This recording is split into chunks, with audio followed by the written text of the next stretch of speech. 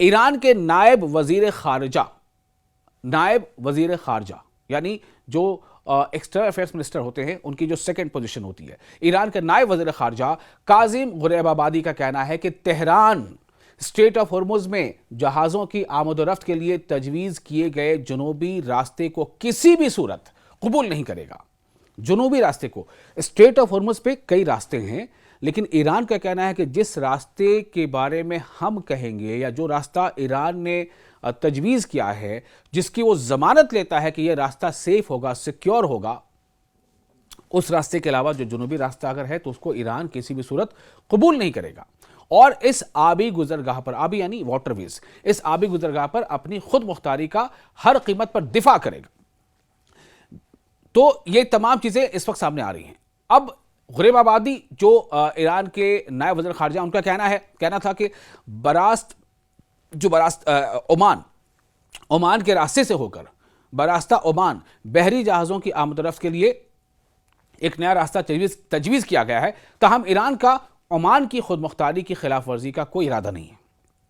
उन्होंने मजीद कहा कि स्ट्रेट ऑफ हॉर्मुज के पूरे इलाके को बारूदी सुरंगों से पाक करने की जिम्मेदारी ईरान पर आयद होती है। यानी ये आपको पता है, पहले भी ये बातें सामने आ चुकी हैं कि बारूदी सुरंग बिछाए गए हैं स्ट्रेट ऑफ हॉर्मुज की बहुत सारे ऐसे इलाकों पर जो स्ट्रेटेजिकली ईरान के हक में होती हैं। और हालांकि बीच में ऐसी बात हुई थी कि अमेरिका की कोशिश है कि बारूदी सुरंगों को हटाया जाए, लेकिन उसे मुकम्मल कामयाबी मिली नहीं है। तो अब कहना है ईरान का कि कौन सा रूट सेफ है ये हमें पता है, इसलिए हम जो रूट तजवीज़ करते हैं उसके अलावा कोई दूसरे रूट से अगर कोई जहाज़ जाएगा तो ये हमें बर्दाश्त नहीं होगा।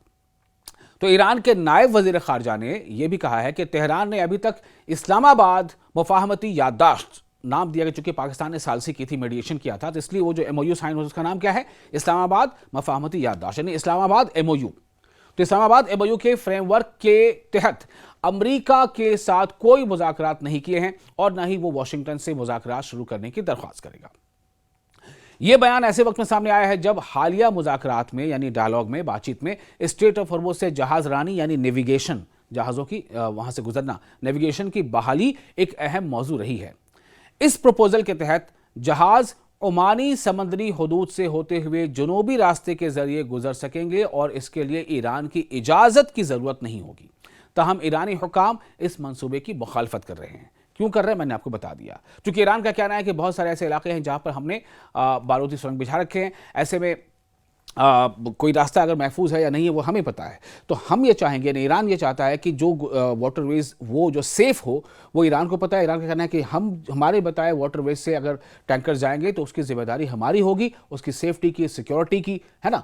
और तो इसलिए ये ज़रूरी है कि आप उस रास्ते से जाएं, उसको छोड़ के दूसरे रास्ता अख्तियार न करें, जो कि अमेरिका चाहता है। और अमेरिका की बैकिंग से दूसरे रास्ते पर टैंकर गुजरे थे, उसको ईरान ने रोक दिया। ईरान ने अपनी ताकत दिखा दी। ईरान ने